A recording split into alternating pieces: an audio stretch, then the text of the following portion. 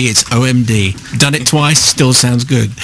Well, I think so. Come on. All right, we'll let you off. It's Monday. It's a good headline, I think. Anyway, Orchestral Manoeuvres in the Dark. Now, the album has been out a few months.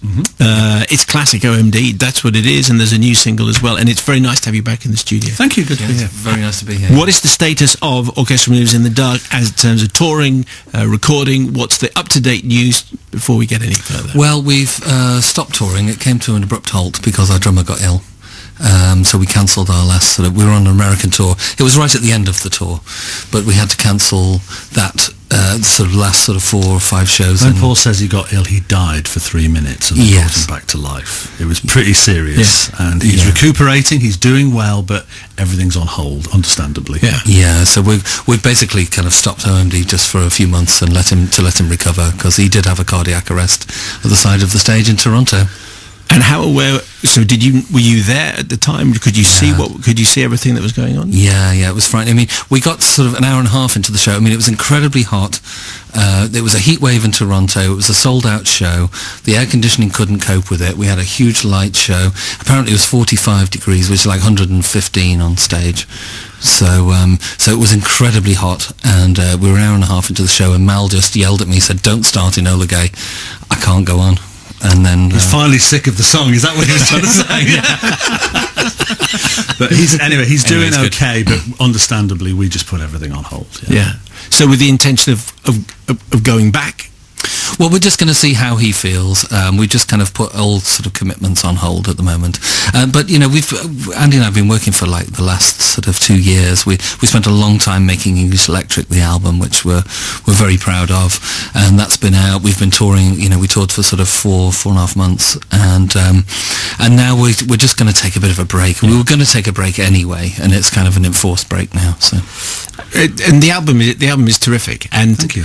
As soon as I saw the title, because the confession that we just did was all about the 1970s and various and all about telephones and telephone lines and the coily cables and the A to Z phone book and all that kind of stuff. But I remember having a book of aircraft, and the coolest photograph of this, like a Ladybird book of planes, that kind of thing, was an English Electric Lightning. That was the name of the plane, and I thought it was the most stylish fighter plane in this entire book. So as soon as I saw English Electric, thinking, perfect, that's so very evocative and a perfect name for an OMD album. Yeah, it seemed to be, it covered all the bases, and you said for people of a certain age, it evokes, essentially, the English Electric Company were designing the future. And now, of course, they went bust years ago. And is that a metaphor for British economy or life in general? I don't know. But it's, it seemed appropriate. And interestingly, you remember the plane. I remember the English Electric diesel engines from the 50s. There used to be a blue one in the Science Museum, the Deltic diesel engine. So it's that was my iconic English Electric. Yeah, they also made the first supercomputer that ever existed. English Electric Company. Wow. It was an incredible machine. It filled about the size of a house. It was a bit bigger, size of 10 houses. I think it was enormous. And probably had less power than your standard smartphone. Yeah, absolutely. I wouldn't think so. Far less power than the other. So whose idea was it to call it English Electric? Who was it who came up with the title? Because it's just such a perfect description of what you do. I think it started with me, but it wouldn't have been used if we all didn't think it was appropriate. We did have to go and check with whoever owns the rights to the name to see whether we weren't infringing it. It's an interesting idea about designing the future, because there was a time when your kind of music was described as sort of futuristic, for want of a better word, which it isn't. I don't know. Is that how you? Did you think it was the music of the future? Well, in a sense, we did. I mean, when we first started the band, and when we were when we were in our in our teenage years, we were listening to a lot of electronic music, particularly Kraftwerk, a lot of stuff coming out of Germany, and to us that was like the music of the future. I mean, I heard Autobahn on the radio and thought, gosh, that is the future. That's not rock and roll, is it? It's the antithesis of rock and roll. That must be the future. And so we sort of started to follow Kraftwerk and all the electronic stuff, and I guess we were thinking, we were designing the future in a way. I mean, this is teenage boys talking now. And what do you think you're doing now? That sounded almost accusatory. What do you think you're doing now? Well, of course, it's been interesting is that, you know, people couldn't quite... They loved it, English Electric, but they were sort of like, is it retrofuturism? Is it a nostalgia for the future that didn't happen? Is it reflecting on the dystopian present with a future? And, you know, so everybody was like pulling their hair out trying to work. In the end, it was like, it's good electronic music. Yeah, basically. It's OMD doing what they do. Yeah, doing what we do best. Yeah. Night Cafe is the new single. What do we need to know about this, gentlemen? It was inspired from me being in New York, very cold. It was really cold. Standing outside a restaurant and imagining that I was actually standing outside of the Nighthawks painting by Edward Hopper. Oh, fantastic! One of the great paintings. Yeah, and in fact, there's 7 Hopper painting titles in the lyrics. Answers on a postcard too. Okay. Because we've always loved Hopper. Because like our Crush album, which was our 6th album, had a Hopper-inspired cover. It was basically a copy of a Hopper painting anyway. So we've always loved Edward Hopper. Okay, and now for OMD completists, who's playing what on this? I'm playing bass guitar and singing, and I did some programming. I'm playing keyboards. What keyboard? What keyboard? Wow. Yeah, A lot of...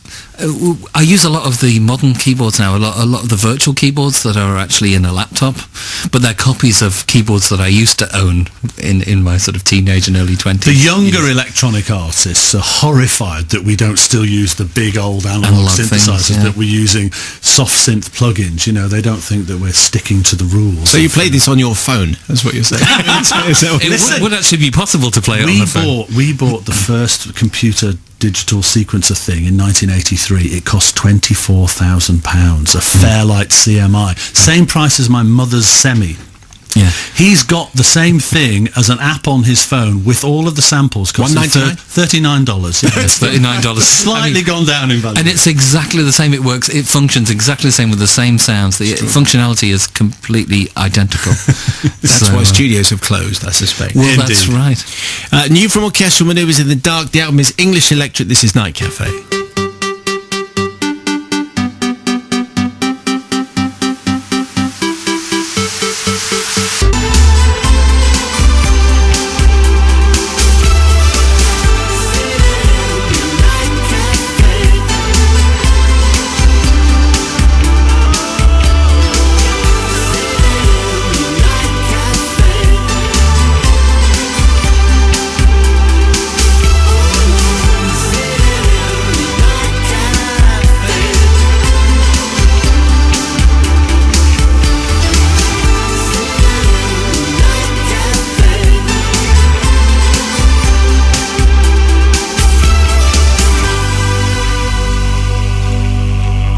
New single from Orchestral Manoeuvres in the Dark and Night Cafe. We were talking all the way through it, so I should probably play it again, really.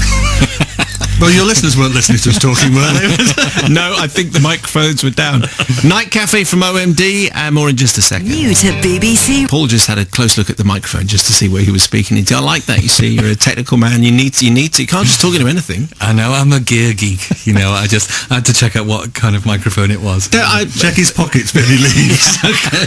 There may be a mic missing. I love the fact that the new generation of sort of electronic musicians are buying the old stuff, but you kind of the fathers, not grandfathers, not you.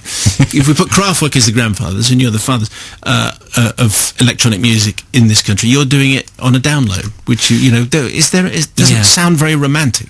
Yeah, but it's better for your lumbago and your arthritis not carrying those big old synths around, you know. Yeah, have you ever tried carrying a Mellotron around? But you can't go on stage with your phone, can you, and just plug it in and then tap it? Used to. Yeah, they did. You didn't see them on the Computer World Tour, did you? I didn't know. They had pocket calculators in their hands, you know, which were linked into the PA.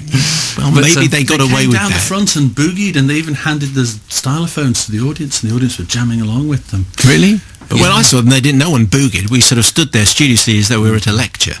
Well, yes. Is that appropriate behaviour these days for a Well, I don't know. That's the way it seemed to be. I mean, when we got back together in 2006, 2007, we had to rebuy all the synths that we used to have because most of them were all blown up and didn't work. So we did have to get back to our analog roots just briefly. But then we kind of took those sounds and put them into modern sort of computer samplers and then resold them to the younger generation musicians on eBay. You've seen the cost of those old synthesizers on eBay now. I wish we'd kept them all. They're worth thousands. They are. Really? And you can get all the same sounds for just a few dollars, like you said. Yeah, but don't tell anyone, because we're still selling our synths on eBay. When we finished, you will let them into that secret. Craig Rutherford on an email, that OMD track sounds like they're really relaxed and enjoying it without chasing after something from the past, yet retaining their unique synth lines, great bass lines and dreamy vocals and lyrics. I hope that doesn't sound cheesy, says Craig. Always nice to hear little technical snippets from the band too. That doesn't sound cheesy at all. That was a lovely compliment. Thank you. So a fantastic OMD tune, instantly recognisable. I have all their singles, mostly on picture disc from the 80s, including Enola Gay, the Spanish import, Clive in Brighton. Good man. You probably do you have the vinyl collection? I mean, have you got it somewhere? I do, yeah. I've just been cleaning out my attic actually and found my vinyl collection, which I thought I'd lost. I was in a record store last year actually with my then 17-year-old son who was buying things on vinyl, and when after I'd paid for them, I went, "Hang on, I've got all of those. So you're buying all my collection from 30 years ago?" And charmingly, he turned around and says, "Dad, how do you actually select which song you're going to play on a vinyl album?" I know. I mentioned this a couple of weeks ago because from my daughter's just gone to uni and she wanted to have a record player with some old vinyls. So I bought Malcolm McLaren, Duck Rock, the Eagles' greatest hits, and then some current stuff. So I brought a Tide Pony and London Grammar. The London Grammar album, £22. The Eagles, £4.95. There you go. Wow. But do your kids think you're cool? Yes, they do now. Well, there was a little hesitation. Yeah, they do now. They didn't for a while. But yeah, I mean, certainly my daughter thinks we're really cool, and she thought we were particularly cool recently because we played a festival in America called Coachella Festival, and it's like the cool festival, and it's basically for sort of college graduates and high school kids, and that's the demographic of the festival, and the fact that we went down incredibly well, and everyone knew If You Leave from the Pretty in Pink film, because it's all the kids seem to know it still in America, that she just saw me in a completely different light. It was like, Dad is seriously cool. Fantastic. Anthony and Keithley on this. I love OMD, have all their albums and feel that Dazzle Ships is one of their greatest ever albums. Once when our car had broken down in Pembrokeshire, we were brought back by a recovery vehicle that had OMD's greatest hits on the dashboard. As we set off back to Yorkshire, the driver put the tape on and played it continuously until we got home 12 hours later. Now you can... And they still love them, though.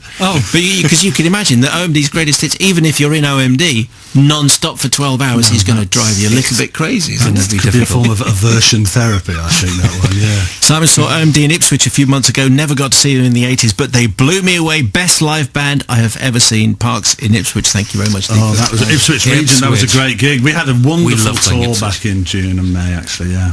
We're going to play some Daft Punk, which are ready to. Do you see that as part of the electronic kind of family, of which you're part? Are they like the current? I mean, Daft Punk have been quite electronic, although they're, ironically, their new single is very kind of organically chic. Yeah, I mean, I love Daft Punk. I do. I'm a bit disturbed though that they've got Whoopi Goldberg on guitar. It's a problem. That is strange. It is a problem. OMD, the album is English Electric, and the new single is Night Cafe, which is out. And we appreciate you coming in, gentlemen, always. And hopefully Mal gets better soon, and the project continues, and there's some more tunes coming. Thank you so much, gentlemen. Thank you.